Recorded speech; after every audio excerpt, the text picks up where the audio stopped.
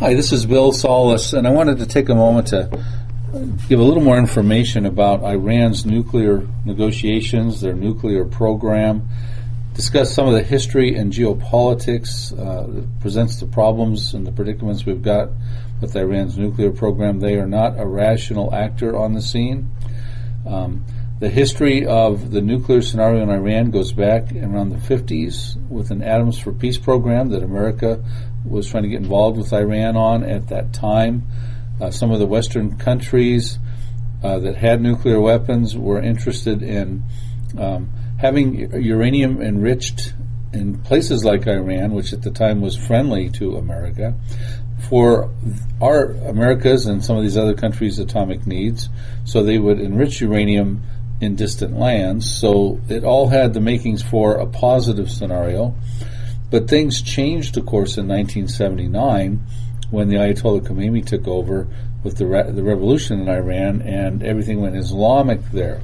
Now, Iran, prior to that, had signed on the NPT, the Nuclear Non-Proliferation Treaty, also called the Treaty of the Non-Proliferation of Nuclear Weapons. They signed on when the Shah was in power and America and Iran had a good relationship in 1968, and that's when that treaty was initiated. It was enforced in 1970, and it was extended indefinitely in May of 1995. As a signator of the NPT, Iran was not able to develop a nuclear weapon.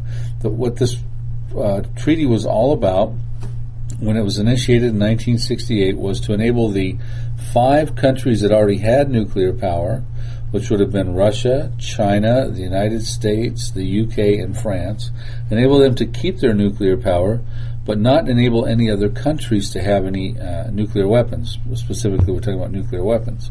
It also, though, this NPT encouraged countries that signed on, and Iran, of course, signed on in 1968, to have a nuclear program for civilian purposes.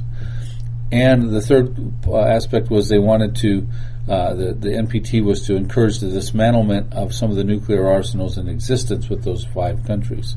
In the beginning, Iran was on board, and they could be among those that could develop a nuclear program. Now, there were, just coincidentally, or on a side note, there were 4 countries that did not sign the NPT. 3 of them have nuclear weapons presently. That was Israel, Pakistan, and India. So they were able to put their nuclear weapons program together.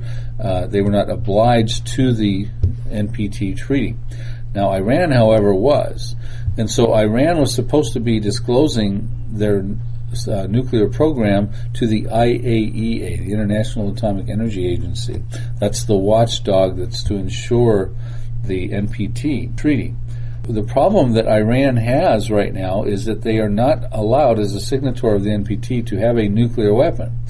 But they are not trustworthy because they are not giving forthright information to the IAEA to let everybody feel comfortable that Iran is not trying to develop a nuclear weapon. This, hence, is the problem. Iran's credibility is on trial here. There has been extensions since November of 2013. There's been 2 extensions since that time. As I talk to you today on February 11th of 2015, and they're in a 3rd extension right now.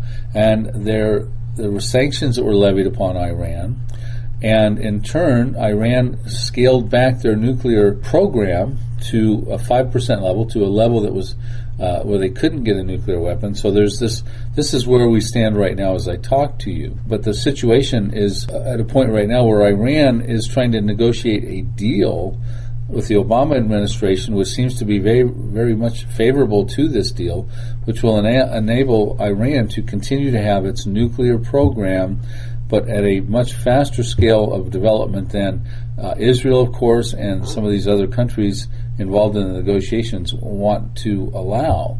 Presently, Iran has 19,000 centrifuges, which, if spinning full throttle, they could have a nuclear weapon in 4 to 6 weeks.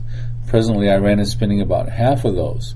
The treaty that they're trying to negotiate with America, and what's called the P5+1, which would be Russia, China, the UK, France, and the plus one would be Germany, would enable them to continue to spin the centrifuges at the rate they're at, which would make them a threshold nuclear weapons country. Israel will not tolerate this.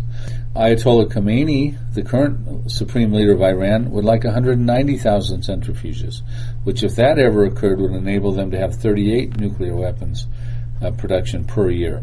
This is a very concerning situation, and Israel is having Benjamin Netanyahu come speak before Congress on March 3rd to express Israel's concerns about this deal, this, I call it a sweetheart deal, that Iran is on the verge of consummating, primarily with the Obama administration. At this point, the international community is allowing the Obama administration to take the helm. Congress, John Boehner, the new Speaker of the House, due to the midterm elections, swaying Republican, has invited Prime Minister Benjamin Netanyahu over to come over and voice his concerns about Iran's nuclear program. He is going to lay out the points of why Israel cannot accept any kind of nuclear program inside of Iran. So, folks, we are probably looking at a situation that a deal will be made by the Obama administration in Iran. They're trying to do that even as soon as the end of March of 2015, that Israel cannot accept. And if Israel cannot accept it, they will probably strike Iran's nuclear program. And if they do strike Iran's nuclear program, this will be a very complicated situation because it's a complicated nuclear program. Much of it is buried deep and it's vast. There's about 8 to 10 different complexes that become targets of nuclear facilities. It's not like when Israel struck Iraq's facility in Osirak in June of 1981 or when they struck Syria's facility in September of 2007. These were easier feats to accomplish. This will not be as easy, and it could lead into a war, a significant war in the Middle East. Iran will come after Israel through their proxies of Hezbollah and Syria and Hamas, and now perhaps even the Houthis down in Yemen. Who knows how far this will carry over. So we've got a very complicated and convoluted situation going at this point. We're about on the precipice of a very interesting thing about to happen, and it's very important to hear what Netanyahu has to say. You know, the liberals might say, well, why can't we just allow Iran to have a deal that they can simply spin maybe 9,000 or 10,000 centrifuges, and we try to monitor that with the IAEA so that they will not break out into a nuclear weapons program, and it will just be used for civilian purposes. As a signatory of the NPT, they should have that right. That would be the argument.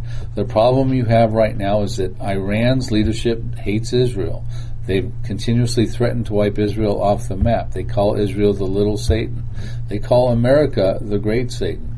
We know from Bible prophecy that things don't get better with Iran. They actually come against Israel in a couple scenarios, one for sure as Persia in Ezekiel chapter 38, verse 5, when they join with Russia, Turkey, Libya, and all those Magog invaders to come against Israel. So we can't suspect that they're going to improve the situation. They will actually, the leadership in place will be coming against Israel. I believe the prophecy in Jeremiah 49 dealing with Elam is very important for us to be watching right now. It appears to be dealing with a nuclear scenario where there's a strike on a nuclear facility that leads to a worldwide dispersion of the affected population into the nations of the world. That's what my book, Nuclear Showdown, Revealing the Ancient Prophecy of Elam, is going to enlighten you about.